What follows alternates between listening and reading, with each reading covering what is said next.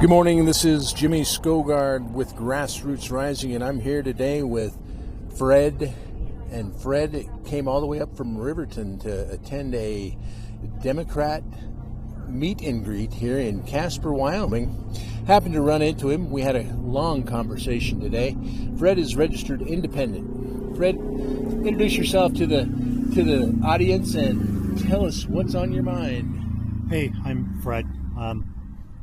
I'm a great-grandfather. I'm a teacher, retired teacher, just retired. And I came up here to support a friend who's running. Normally I don't support Republicans or Democrats, but this particular person I really like, so I came up here for that. I see. What do you think about the current primary system in Wyoming? I really, really dislike it. I've never had the opportunity to vote in the primary.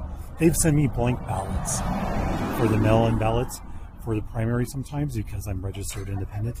They've sent me literally blank ballots, which, why did they even bother to print the piece of paper? I'm not allowed to have my say during the primaries. I normally do not get involved until the election. So let me get this straight. In the primary, when you request a ballot, we have three ballots. We have a Republican ballot, we have a unaffiliated or an unaligned ballot, and a Democratic ballot. Is that correct? Is it called the unaffiliated ballot or the unaligned ballot? I don't know. Well, it used to be called the nonpartisan, but nonpartisan ballot. That's it. So we have the Republican, the nonpartisan, and the Democrat ballot. And you always get the nonpartisan ballot, and they have a couple of city council races or something like that on them. Occasionally they do have local stuff where they're not running under either party. Right. There's a few for that occasionally. Most of the time, there's nothing on it. Right. So do you ever feel like you've been disenfranchised in the only election that matters in Wyoming? Always. And I say the only election that matters in Wyoming, I'm talking about the Republican primary. There are people in the Republican Party who I might support, but I never get a chance to say that I want to support them because I don't get a chance during the primary and they don't necessarily make it through. So I've been considering lately trying to find someone to sponsor legislation that I call a citizens non-partisan ballot. So adding all of the Republicans and all of the Democrats to a non-partisan ballot. Would you support something like that? Absolutely.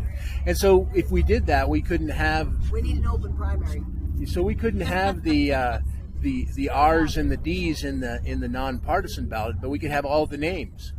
Yeah, totally. And so as an unaffiliated voter or an independent voter, you would have to go do your homework to find out who you're voting for. Yeah, and I would happily do the homework. I use mail-in ballots specifically so that I get it early, so I have a chance to do my research and decide who it is I like and who it is I don't like. And especially with the not just the people, but the other things they're trying to pass, to see what the wording is and what the consequences will be and what the long-term unintended consequences will be. And, I like to do my research, and I can only do that if I have time to do so.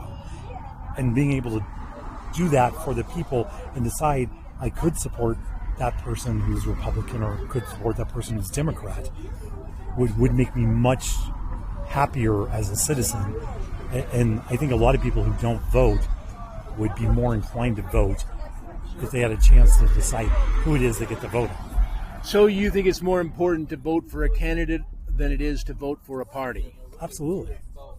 I've never voted for a party, and there's plenty of times where I didn't like either one of the candidates, and I do a fill in the blank thing for none of the above. And so you would rather vote for none of the above if you can't find anyone that you could support personally? Yeah, no, there's no reason to. I'm voting for a person. I'm not voting against somebody else. I'm going to vote for the person I think who can do the job. I'm not going to vote against someone just because I dislike them. That's a horrible way to vote, in my opinion. So there is legislation that we can enact in Wyoming that increases participation, voter participation, if we just put our minds to it and have a conversation. Yeah, we should.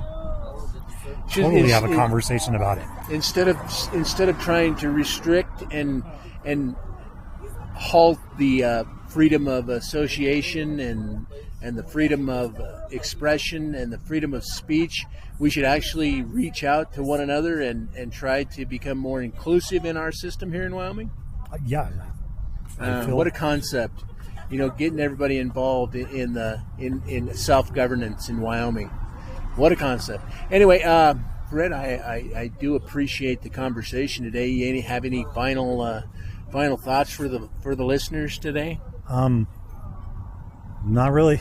I mean, there's no reason why we can't vote for who we want to in a primary to give us better options to make more people involved in the process.